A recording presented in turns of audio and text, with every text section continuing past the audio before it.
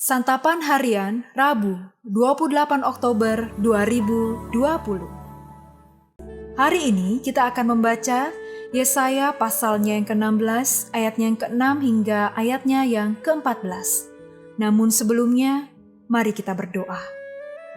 Ya Roh Kudus, terangilah hati dan pikiran kami agar kami memahami firman-Mu. Di dalam terang-Mu ya Kristus, kami memohon. Amin. Yesaya 16 ayat 6-14. Kami telah mendengar tentang keangkuhan Moab, alangkah angkuhnya dia, tentang kecongkakannya, keangkuhannya dan kegemasannya, dan tentang cakap anginnya yang tidak benar. Sebab itu biarlah orang Moab meratap, seorang karena yang lain, biarlah sekaliannya meratap. Mengingat kue kismis Kir Hareset, biarlah mereka mengaduh dan hancur luluh sama sekali. Sebab kebun-kebun Hesibon dan pohon anggur Sibma telah merana. Para penguasa bangsa-bangsa telah memotong pohon-pohon anggurnya yang terbaik, yang dahulu meluas sampai ke Yaezer dan merambat ke padang gurun. Ranting-rantingnya berserak sampai ke seberang laut. Sebab itu aku turut menangis dengan Yaezer.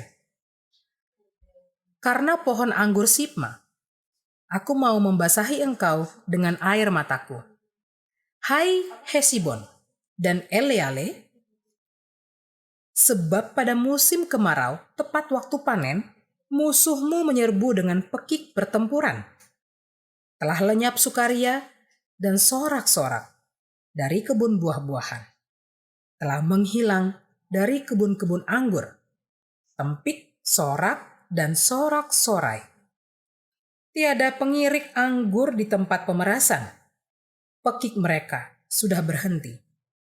Oleh karena itu, seperti kecapi mendengking, begitulah hatiku menjerit melihat keadaan Moab, dan batinku tergerak melihat keadaan Kir Heres.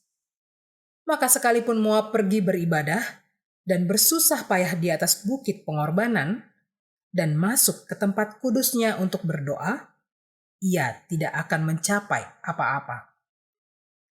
Itulah firman yang diucapkan Tuhan tentang Moab pada waktu yang lalu.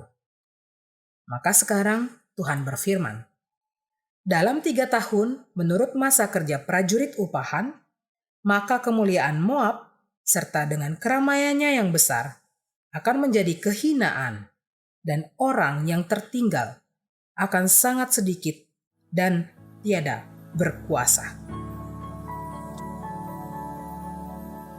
Sahabat Santapan Harian, bangsa Moab tahu bahwa penderitaan yang mereka alami disebabkan oleh kelalaian mereka untuk mengakui kekuasaan dan kebenaran Allah.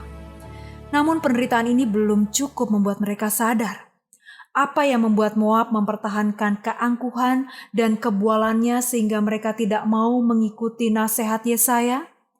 Semua yang mereka miliki bukan pemberian dewa-dewi sembahan mereka.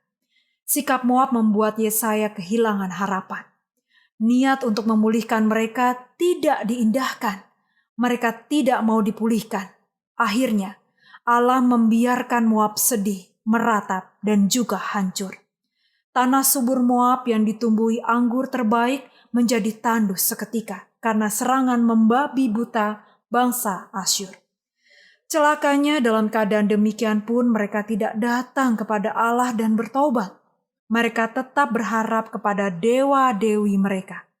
Padahal dewa-dewi itu adalah wujud khayalan dan buatan manusia.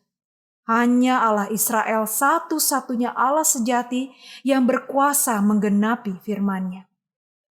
Allah pun mengutuk dan menjanjikan kehancuran Moab karena mereka makin sombong dan kejam terhadap umat-Nya. Ia tidak pernah menarik kembali firman-Nya. Tidak ada apapun yang dapat membatalkan rencana Allah. Seharusnya Moab segera sadar, bertobat, dan berseru memohon belas kasihan-Nya. Di sini kita belajar dari peringatan Allah dan pertobatan manusia. Allah murka terhadap keangkuhan manusia. Allah ingin manusia tidak menduakannya, apalagi mengabaikan kebenarannya. Jangan berlaku seperti Moab yang akhirnya mengalami kehancuran karena melalaikan perintah dan kebenaran Allah Israel.